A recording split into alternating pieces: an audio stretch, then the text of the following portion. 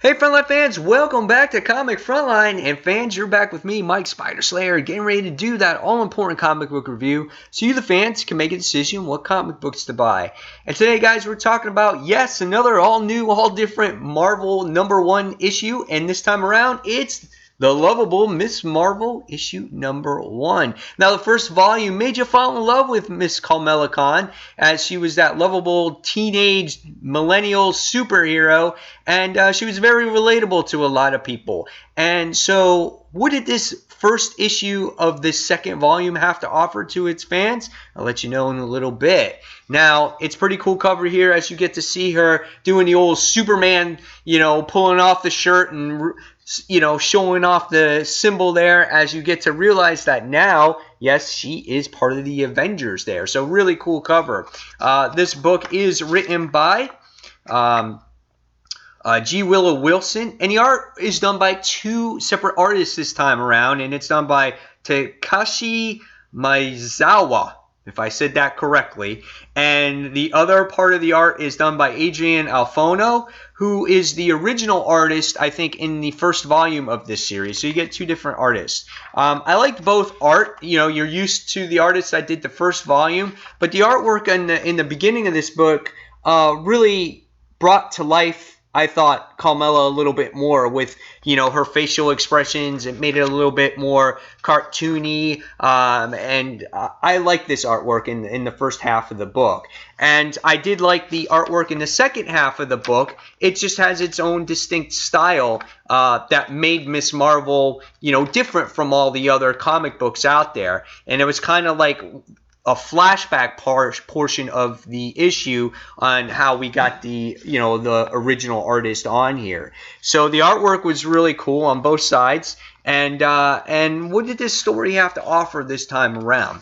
Well, we all know that in the previous series, we found out that Miss Marvel is kind of part of the Avengers or the Reserve Avengers or whatever she was. Well, now she's part of a legit team. And we all know, based off of reading the Free Comic Book Day issue, that Kamala is part of the team that consists of Sam Wilson, consists of Tony Stark, Vision, Miles, Nova, and Jane Foster Thor.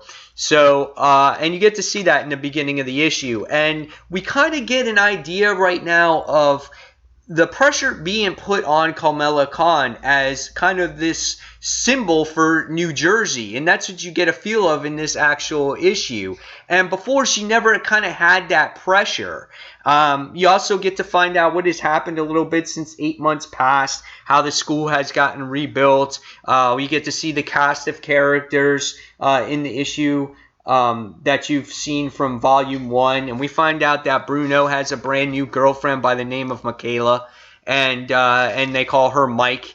And so Kamala is very jealous of this, because if you did read the last volume, the last issue, they kind of had a falling out of how their feelings were to each other, Kamala and Bruno. And you could get that Kamala was a little bit jealous here that Bruno has moved on so quickly. And we get to see that in this issue.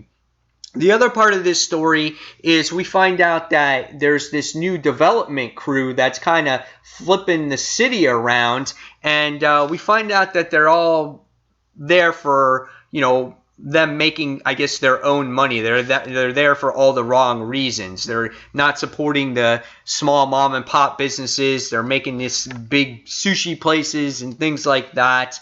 And that's really the second part of the story.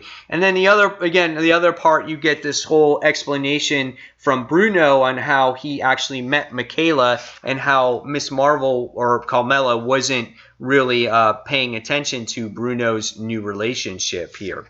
So that's kind of the story in a nutshell. There is a lot of story in this book. I love the last page in here where you see Bruno and Michaela walking together, and you get like Wolverine in the background giving like a peace symbol there, which I thought was really neat. I thought it was a cool issue because of Miss Marvel feeling the added pressure of being a student, of being a friend, of being a hero to the community, and she's having a hard time balancing that. So I like the human aspect of the things. However, if you go and you read this as a new reader, you might feel a little bit lost here because you're not going to feel that connection to Bruno and to Carmilla. You'll have an idea because they do a pretty good job at trying to explain what happened in the end of the last volume. But if you haven't read that volume, you're not going to really feel that whole connection there. And if you also haven't read the volume, I thought they could have done a little bit better explaining Carmilla and what she does in her powers and things like that. Just touch on that just a little bit there to, get readers into Miss Marvel, because I think there was a lot of people that, this book kind of flew under the radar a little bit and not everyone read it. So I wish they did a little bit better on that, on explaining who Miss Marvel is, except her being just an Avenger right now. So great book. I liked it. I enjoyed it. But I thought for new readers, I thought it could have been a new reader friendly book. That could have been a little bit better there. So and it was like a teenage dream, like teenage drama type of issue. That's what I felt it was. But I was kind of a sucker for the story to see how things went there. So after reading this one, I'm going to give this one 3.75 out of 5 stars. I liked it. I thought it could have been a little bit better, but I have a feeling that this will pick up, and you're going to see a lot of stories that cross over with her and the Avengers in this series going forward. So, guys, leave me your comments below what you thought of Miss Marvel issue number 1. Did you feel the same way as I did? Did you not care about the teenage romance thing? And guys, as always, thank you for watching Comic Frontline. Don't forget to check out our live show each and every Tuesday night at 9:30 p.m. Eastern Standard Time, where we talk about our top 5 comics of the week and all kinds of comic news. If you don't have time to watch us live, you can also listen to us on iTunes for free, where you can listen to all our episodes on there. And we're also proud members of the Comic Podcast, where you can listen to us there too. So we're all over the place. Just got to find the time to tune in. So guys, as always, thank you for watching. And until that next comic book review, this is Mike Spiderslayer signing off. Take care, guys. See you soon. Bye.